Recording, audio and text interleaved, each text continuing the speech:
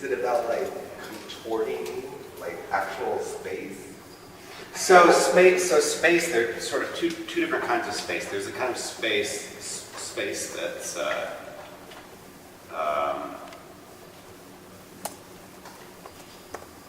not going to say astrological.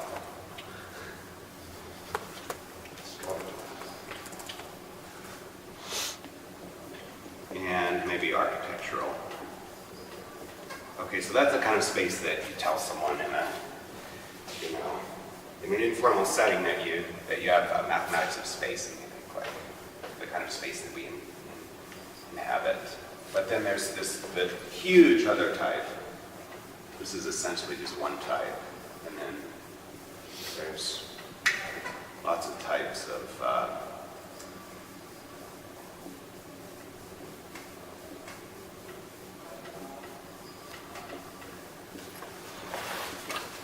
just like it's math. It's going to be pure math, so everything's going to be completely abstract. And so any space itself, like if you have a notion of a space without being really technical on what that means, like a lot of times we'll draw something that looks like a surface, and maybe it looks like, a pastry or something. So I've punched out a couple of holes, and I'm thinking of this just as a surface. Then the one thing, so the game will be to see how this parameterizes, what sort of things it parameterizes. And one thing that it parameterizes is all the ways of taking a point and mapping that into the space itself. So in some kind of trivial way, the space is a configuration, a parameterization space for the ways of mapping a single point into the space. Right? There's something kind of silly about defining or looking at the space like that. But, okay. So this will be a circle. And so a circle is really simple. It's a really simple space. And we can find systems where there's a circle's worth of things in that system. What do you think? Some examples. They could be physical systems. They could be geometric systems. They could be systems of solutions. These spaces of functions, right? But just I'm looking for a circle's worth of something. Did you want me to say anything, or? You can, Brian. Go ahead. Yeah. I mean, I'll wait on these guys. Okay. But it could also be functional, like a function that's a circle, like where do you go apart? Okay. So let's say solutions to x squared plus y squared is equal to r squared. Sure. So that's going to be pairs of points that satisfy this, right? And that's pretty much like the definition, the rigid definition. I mean, the circle as you come to define it first, right? Is such that that holds. So it's like a set of points in the plane. So that's not the only circle. Right.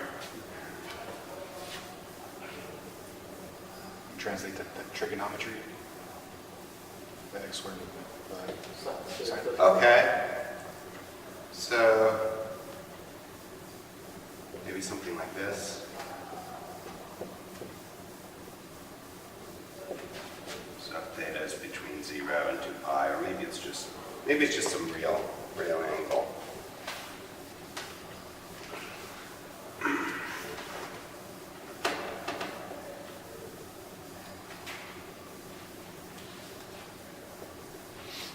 And again, this is really the same thing, right?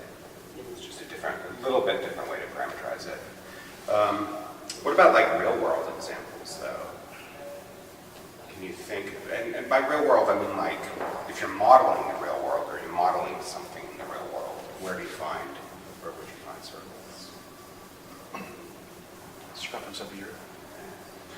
Okay, that is geometric. That's fine. That's cool. Maybe there are ones that are sort of more abstract. The life cycle. What do you Sure. really mean by where do we find circles? Well, okay, Like, so also for think of a instance, rectangle, like a circle, like, For instance, that, I mean, that's like a little bit more metaphorical, but they're sort of like, they're physical systems that you're familiar with, so for a clock here, you have, if you know where the hour hand is, that is, if the hour hand is going to point here in between 2 and 3, then you know where the minute hand is, right?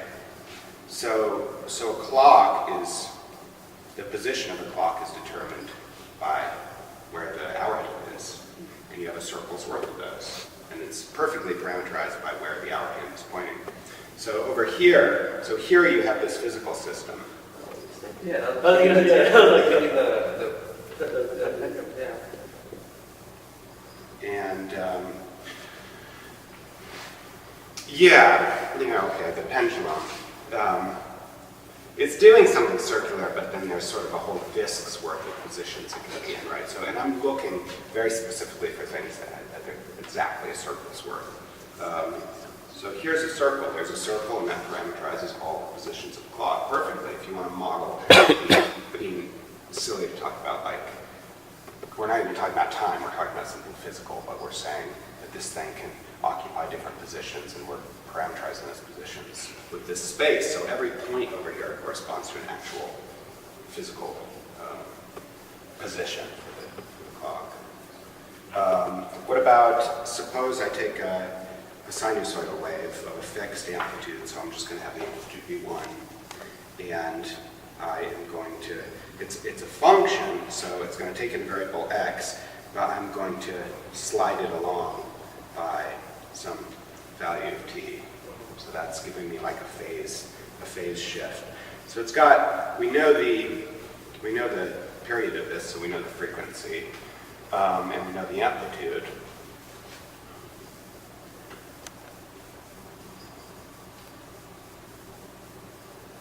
So the frequency is like 1 over 2 pi or whatever if you think about it moving. But the point is just that as you shift t along, it comes back to itself. So if you're parameterizing this, you've got a circle's worth of them. And it's really just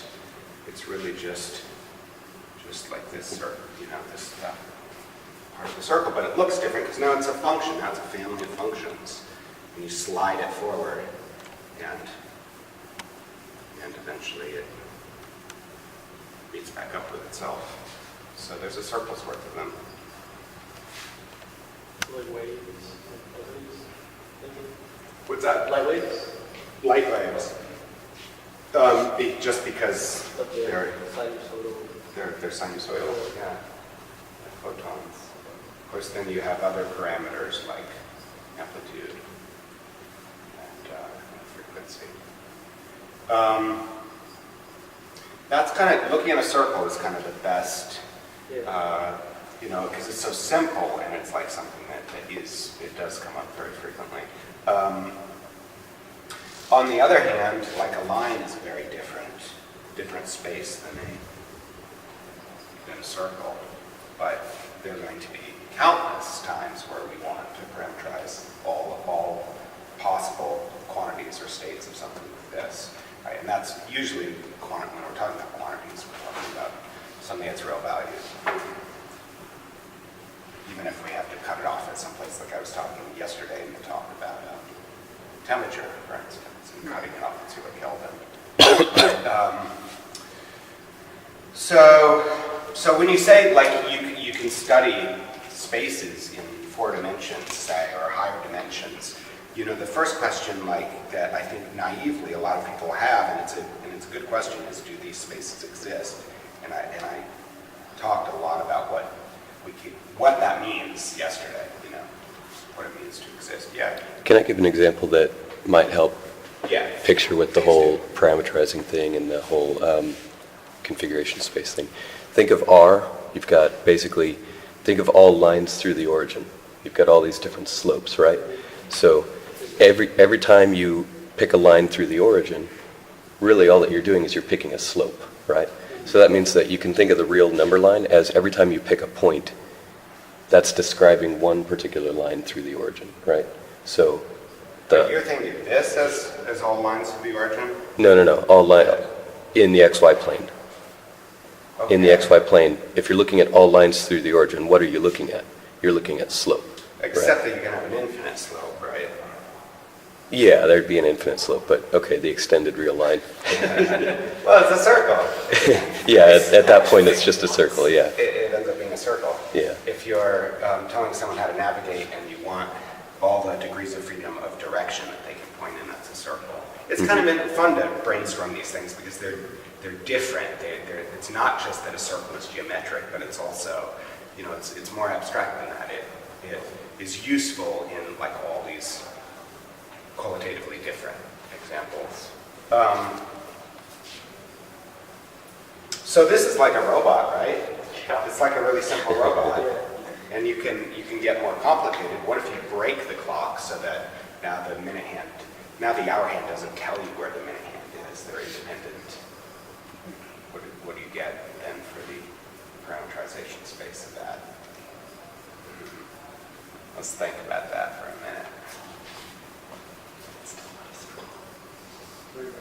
So you've got more degrees of freedom. That's one thing. You start to get a notion for this idea of dimension and the fact that you can move them independently, and they each have locally they each have a line's worth. Locally, you can only go forward or backward, but now they can move independently. So it would appear that you have something that's two-dimensional. Something that locally looks a lot like a plane, but it's not a plane because there's a circle in one of these directions, and there's also a circle in the other direction.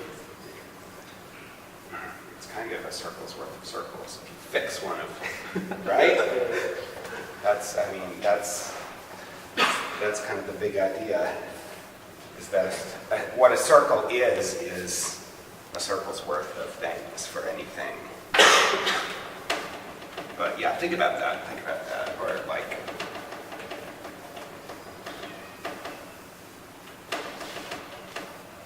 because we were working some really fun riddles last night, and we were discussing these out loud, the thoughts that were going through our minds. So I encourage us to do that now.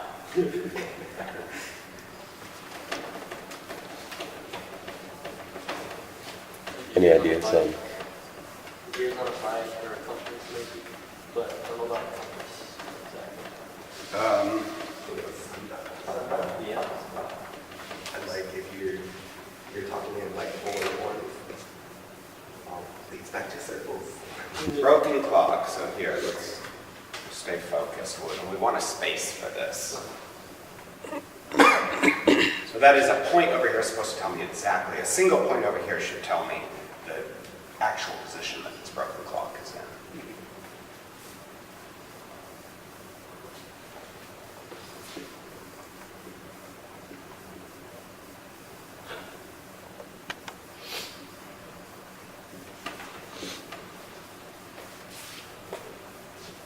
So two-dimensional would be like one, we can define like one point being like where the minute hand is and another one where the hour hand is? Exactly, sure. Except when I say two-dimensional, I mean sort of like intrinsically two-dimensional. I mean that if you zoom in on a point, you've got, at least locally, you've got a nice little coordinate system where globally, probably it's not just a plane. So if you, like I say, if you fix one of the coordinates, one of these coordinates tells you hour hand, the other one eventually arrives you back to where you began. So for fixing any value of one of the hands, you get a circle's worth.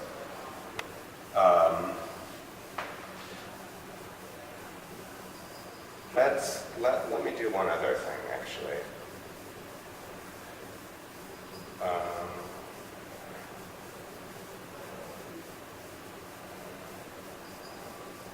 Let's see.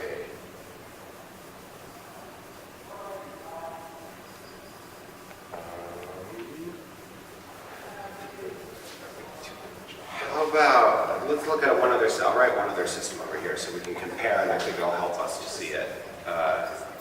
Non-zero vector in the plane. Okay, simple to describe, right? XY is in the plane. It's a couple of real numbers. And maybe we can say that, oh, right, it doesn't, we can be clever about this and put it like that. Almost looks like an equation for a circle, but it's not. It's an equation for something that's two-dimensional. Now, now, for the topologist, what you're trying to do is you're trying to describe sort of like the global characteristic of this space, and by comparing it, likening it, classifying it with other spaces that have the same properties. So this here is just a plane minus a point. It's the most simple way to think about it. But you could also consider an infinite cylinder. And it's really the same thing, except you've just taken the plane minus a point, and you've sort of expanded that point and made it vertical. And now I can take the height here. I can take the height and take the exponential map, the height. Because the height is going to be like a real value. And this is going to give me back something that's positive, right?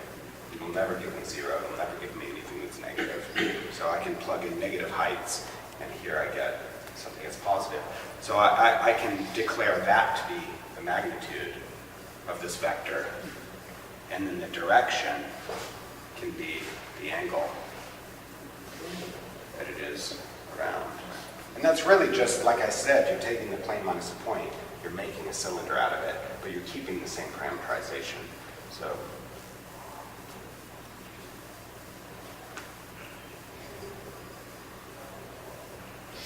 you're actually taking that point and pushing it to infinity. But so this is a cylinder, but everyone knows and loves a cylinder. I mean, once we say that there's a cylinder's worth of these, that says something. It doesn't say something about the geometry, it doesn't say something about curvature, but it says something about the global kind of up to stretching and bending. And it says it's probably different than this. Right? So this is like a line's worth of circles, right? And that's because for every radius you fix, you've got a circle.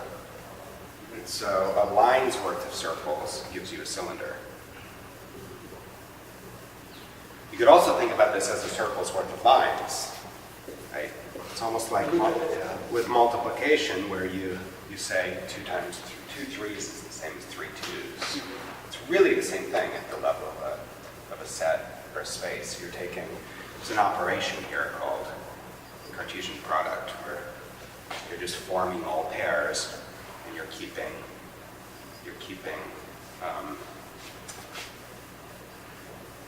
keeping these spaces. You're forming a space out of these two spaces by kind of multiplying them, saying for every point in here you've got a copy of this, which essentially is just multiplication. So, and this maybe is R1. Okay, so this is maybe R1 cross S1, and they're the same thing, just conceptualized a little bit differently. And that's because you can take radial. You can take a radial line and take the distance out, and now you've got a circle's worth of radial lines. Exponentiate this. Take the logarithm of this length here and get yourself a point somewhere, some height, positive or negative. So this is the cylinder is either a line's worth of circles or a circle's worth of lines. This space is also a product. It's also like you're multiplying two spaces together. 2 circles? Yeah, 2 circles. So you've got a circle's worth of circles. Take a circle, and then at every single point, you're saying, I'm fixing the hour hand at that point, but I'm letting the minute hand have an independent circle's worth. And what does that end up looking like? A donut.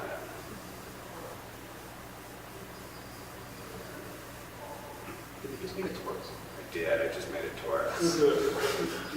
Circle's worth of circles. angle that's this way, and I've got an angle that's this way. They're totally independent. Just as a circle's worth of circles.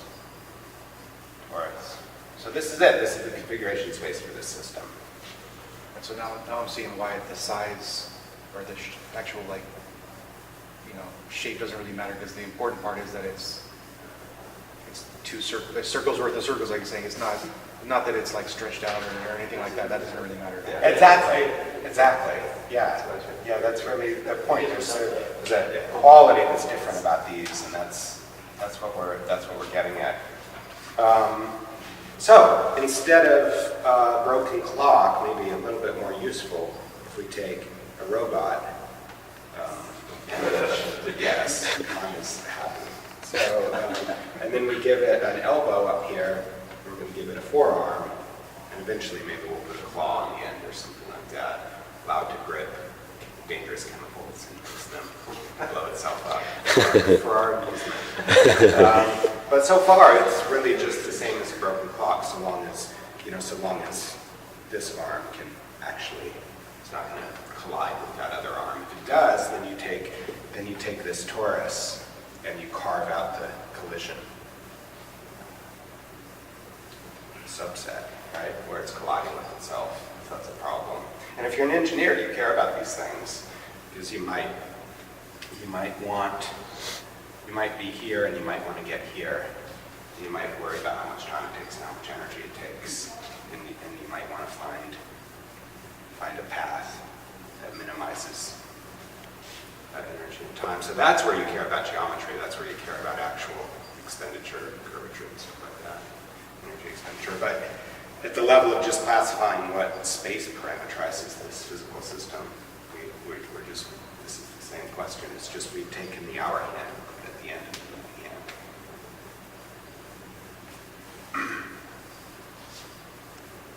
Cool.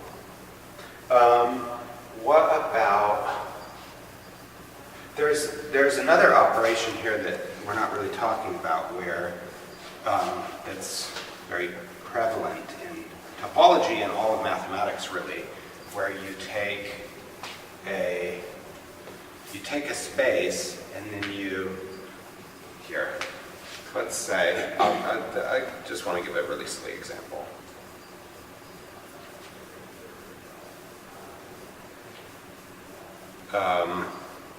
You have two shirts and 3 pairs of pants, or there's a dress, right? And then you're asked in like 2nd grade or whatever to figure out how many outfits there are. And you come up with the answer 6, and because for each choice down here, there's a choice up here. So really, there is something, multiplication really is this really simple version of this set multiplication, this space multiplication. So for each, these are coordinates, you're thinking about it as discrete coordinates, so I know that if I'm right here, I'm this shorts and this t-shirt, right? So you've got 6 points up here. So you're taking 2 crossed with 3. You set with 2 points and you set with 3 points, and you're getting a set with 6 points.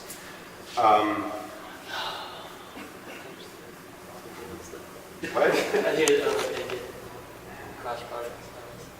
Yeah. Well, Ish. so there's a way to get from 6 back down to one of these. And that's to divide. And what you do when you divide, you say, I no longer care about the whatever pants choice there is. I'm only going to look at shirts. And so you take any point up here, you've got a sort of projection from these 6 points down to these 2, where you just don't even, you no longer have the ability to tell or care about what choice of pants there are, right? You're just looking at the shirts and you're back to 2. And so this is quotienting, which means dividing. And this is multiplying, right? And multiplying, I say, Kahneman's got this really abstract sort of way operation on spaces, so maybe there's a way to actually divide. For instance, up here I could say, I take my broken clock, and I only care about where the hour hand is. I might have been looking at the minute hand. And so what that does is it takes this space and it collapses that circle to a point, and it collapses that circle to another point, right? Because the angle this way is going to be, say, the hand that I care about, and this way I'm not going to care about that. And in that way I'm going to go from having a torus back to having a circle.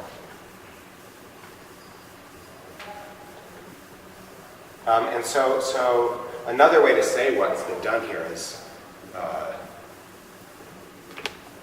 you have imposed a sort of identification where you said, I want all of these points to become the same point.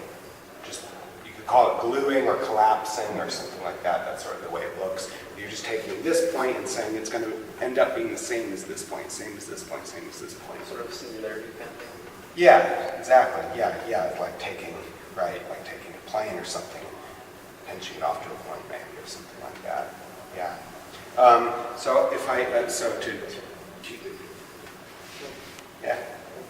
To continue with this example, I could take a closed interval and I could identify the endpoints of it. And what's that going to give me? Circle, of course, yeah. Right, now I've identified the points. So identification just means you impose a way of actually taking a space and then actually saying that two configurations or two positions or two locations are actually going to be the same. And you can do that on the real line here and just say that you're going to identify every x with x plus 1. So you got to think about that for a second. First of all, it might be the case that because this is a lot of identification, maybe it's collapsing everything to a single point. Maybe it just, kills my space. But, so I'm saying if I'm here, I want to identify that point with this point, with this point, with this point, with this point. But never going back and forth do I ever get off of these distances of 1. Like I can never add enough ones and subtract enough ones to get to that point, starting from the red. So what do I end up with after that identification? What? I mean, what I'm saying, if I take this space that's a real line, but then I impose this identification, where I'm actually gluing every red point here together and every blue point here together. And would you end up with an interval of 1? You end up with an interval that's length 1, certainly, and then what happens at the endpoints? So if you think about the red as being endpoints, I'm identifying them, right? So it's really just this. Does that make sense? So any point on a circle can represent all of, this red maybe is here. All of these red. And then the blue is like before it aways. And the black is just before the blue. And I go back far enough and I'm back at red because I just shifted this copy of the integers over. So I end up with a circle there. So it's kind of like taking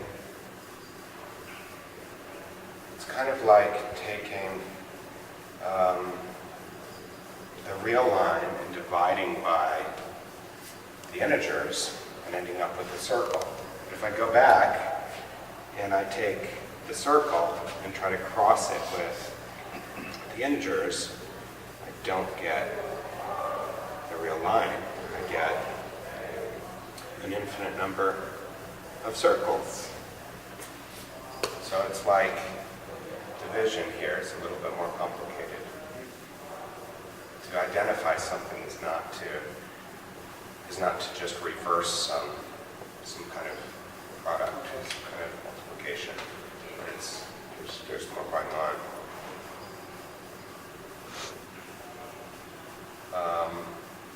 So what if I say, so down here, what if I say like, I want you to sing an A for me, and you're like, do you want me to sing a 440 or an 880 Every time that I double the frequency, I go up an octave, but it ends up being an A. If I start on an A and I go up an octave, it's still an A.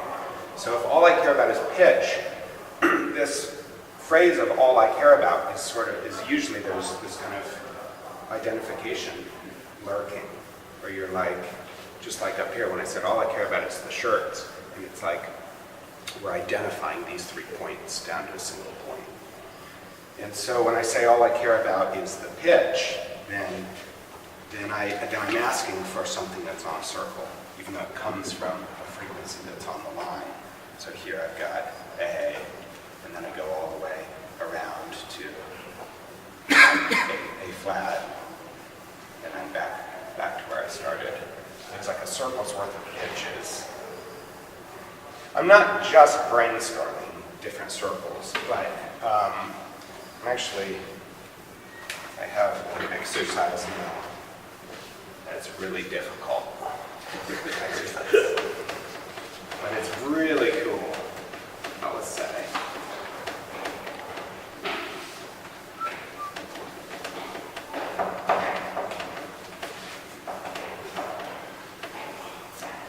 What do you guys think of this so far? It's pretty cool. I like it a lot. Are there any questions?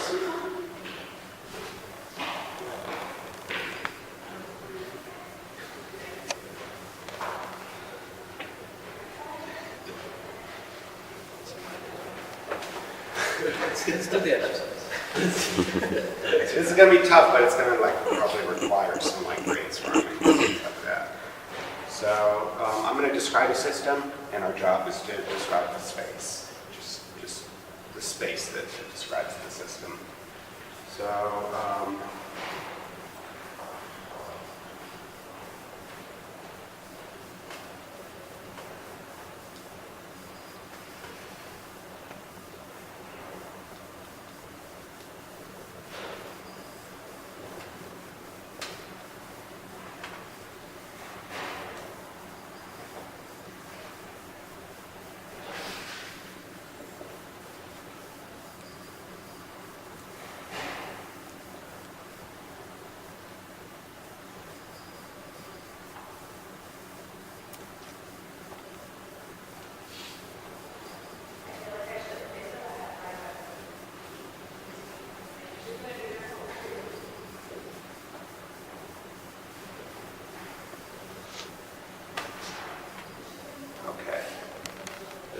this is the system. I've got this sound space where I can compose music. And the 2 instruments, doesn't matter what they are, slide whistles, say. I don't care about the octave either. So, and it's an instrument that can play an octave. Being a slide whistle, it can play tones in between an A flat and an A. Play all sorts of tones on this circle. So I've got 2 of them, but if I tell the one person to play an A and the other person to play a B, and then if I switch them, if the instruments are identical, it's going to sound identical. So I only care about the differences in sound, different sounds that I can get out of this system. What is the space? What's that? Just a point?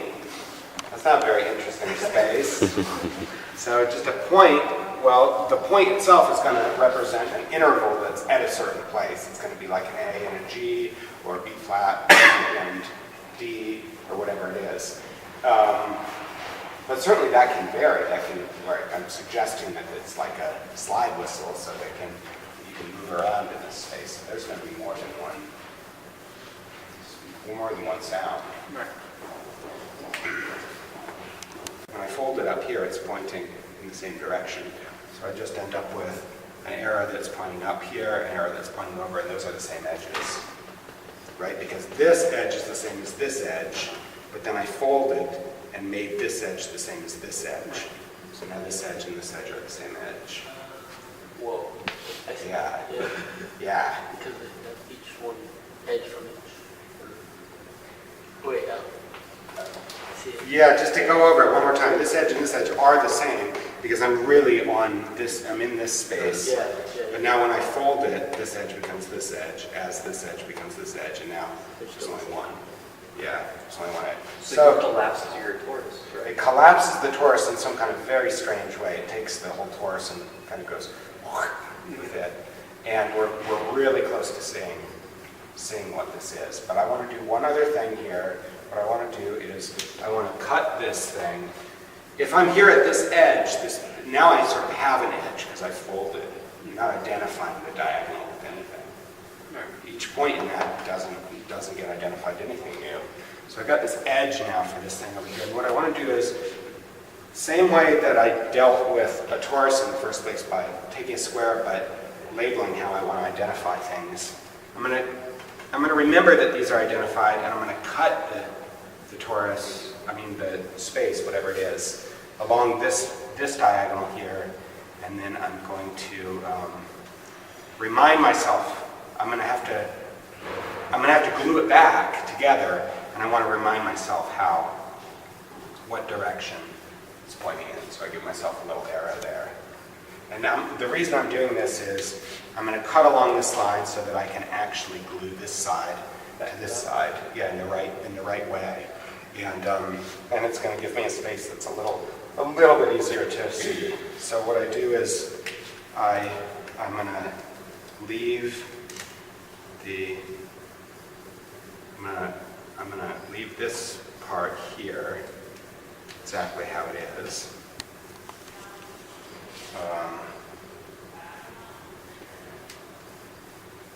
Right, this is the 1/2 of it.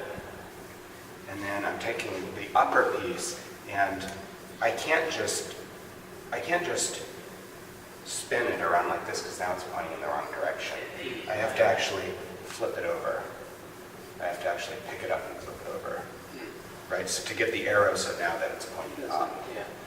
And if I do that, then if the arrow is going to be pointed up, then I've... Aren't you like inverting all the points? I kind of am, but remember, this is just some space, and I'm not really doing anything to it if I'm remembering. Because back So here... you're keeping all its properties. Yeah, I'm shifting around to make it easier to see. So, as I said, this edge and this edge are the same edge. This edge and itself are the same edge. And I'm cutting here to glue here, but now I'll remember that identification. So what I get is, and it's over here, and now instead of pointing in the same parallel direction, because I flipped it over, whoops, sorry. Well, I got some colors here. I'm juggling. So I flipped it over. I flipped this over so now the red is on top. And then the black line is here with the arrow pointing that way. Right? So maybe this is a little bit more familiar, where you take a strip of paper. Oh, we're building. You put a twist in it. Yeah, we're building. Mobius strip. Yeah, Mobius strip. Yeah.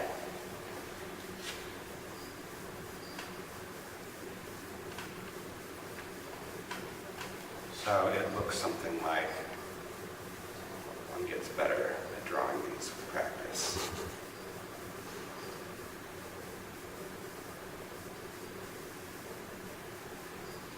So it just has the one twist in it. It has a single edge, right? We can actually see that down here because the edge is the red part. And when I get to here, this line has been identified with this line, but flipped.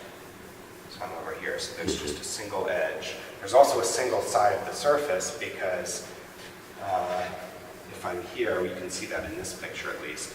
If I'm pointing outward, I go all the way around. When I get back over here, I get swept underneath. Now I'm pointing to the inside. So it's a one-sided surface, it's got one edge.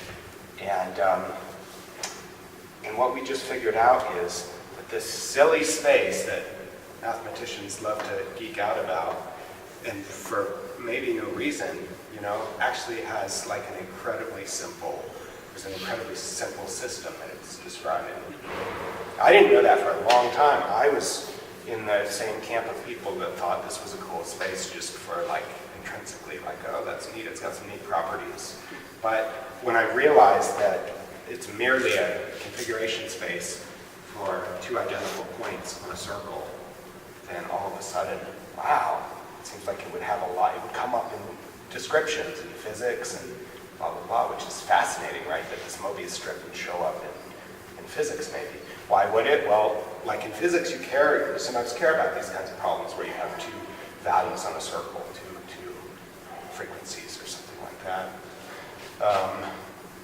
So that's it. And you come over, you grab a point over here, and it tells you the distance that you are. We haven't worked through it to see it exactly, but the distance that you are from the middle should tell you how big the interval is between. Well, okay, so the edge is going to be the thing that people are playing the same note, right? Because that comes from here. And so if you're on the edge, you're playing the same note. And this edge is the same as this edge, so as you get closer to the middle, you're getting closer to what's called a tritone. Tritone? Like from C to... Yeah, because as you separate from the middle, you're actually going further apart on where we start. Sharp. Right. Yeah. So you can sort of see then how that parameterization works. Oh, that's so interesting, because here we start, and when you play different notes, the further you get, the difference between the notes is as they go apart. But when we get back to the Mobius strip, you start on the edges and work your way in. Right. Yeah. So weird. Yeah. Yeah, because this is the red. This is the diagonal.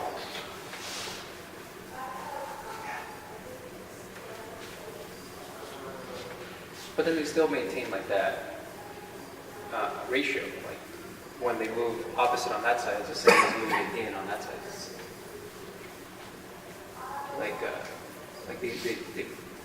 Yeah.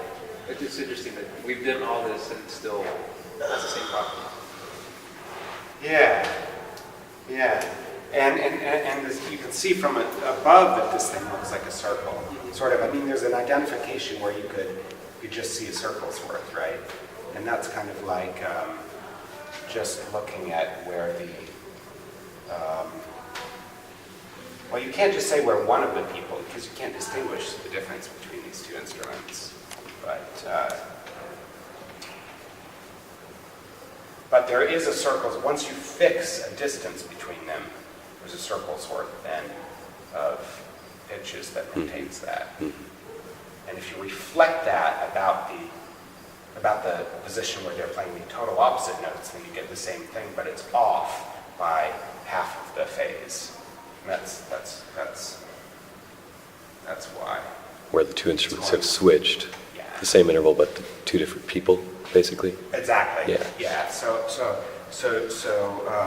there's a circle's worth. If we label them, there's a circle's worth of black playing that note and blue playing this note here. But if we switch them, if we go halfway around, but then switch them,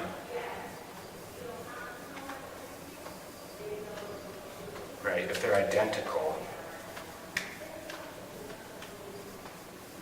Oh, I see. then yeah. What am I trying to say?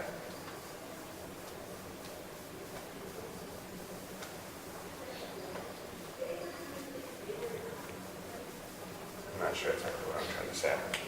I'm thinking of it in terms of this picture down here with the diagonal. That if you've got one of those two symmetric points.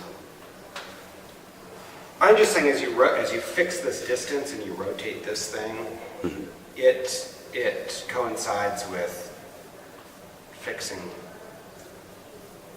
these two and rotating. If we can't tell the difference between. Yeah, I don't know. I don't think it's very clear. It's not enough if I sort of see it and try to explain it. I don't think it's helpful. But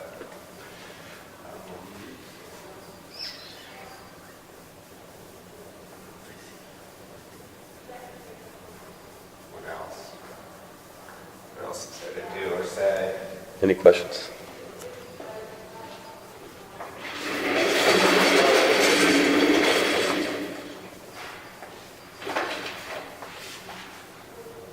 So where does it make you think that this could be taken? Like, how would you further develop this, or what might it look like just in abstract? This kind of like branch of mathematics.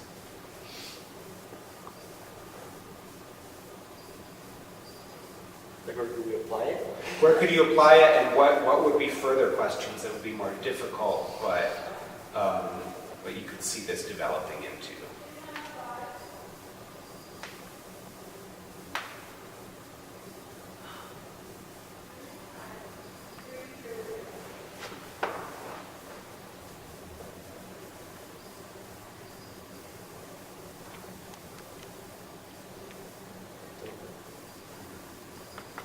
I'll show you something else, not exactly related, but sort of related. Okay, there are many, many differences between these two spaces. And one that I think is particularly cool is this being a sphere and this being this donut surface.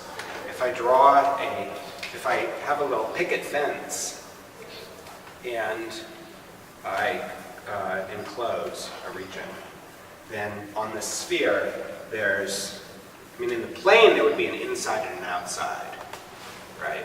On a sphere, they're both, you can consider one to be the inside, one to be the outside, either one, right? But this curve is always separating, that is, it's always keeping whatever's in here from getting to what's here, right? If you think about it as a fence. Is that always the case for this space? That is, are there any closed loops that I can draw in the space that don't separate it? It goes through the Goes center. all the way around. Okay, so that would be a picket fence that doesn't hold anyone anywhere. Because if you're over here, you can walk around and hang on the side. Similarly, right, there's also one that goes like that. Yeah. And it also doesn't separate the space in and of itself, because if you're here, then you go around the other way. So that's a way of saying something qualitative about these spaces, and that's not going to change if you bend or twist this. Right? If I draw this like this, Yeah, it's not. it's still going to have that property. So that is a topological property. That's a property that's sort of intrinsic in the global structure of these spaces. And if we're going to develop this language of spaces, then we should have ways of classifying. This would be one way, a very simple way. Now, how about a Mobius strip? Can we draw a fence that doesn't separate it?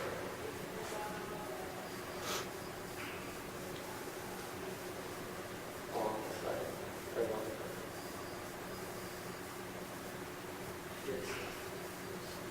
Yes. Question mark. Well, it's twisting around, so you really can't get to the same point if you go around, right? It's all, if it's about one side, then you just go the opposite direction to get to the point. If Yeah, so what if we call the equator the line that goes in the middle, right? The line that was coming from, that was as far away from the edge as possible. So it's a line that looks like this. So that's this line here.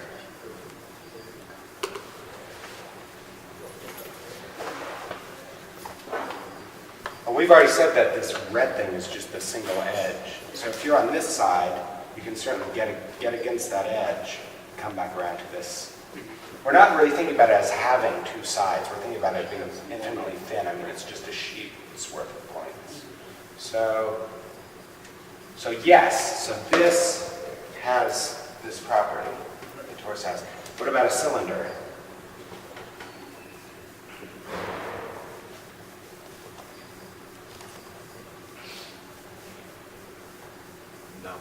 No. You either have some tiny little circle that separates the way it would on a sphere, or you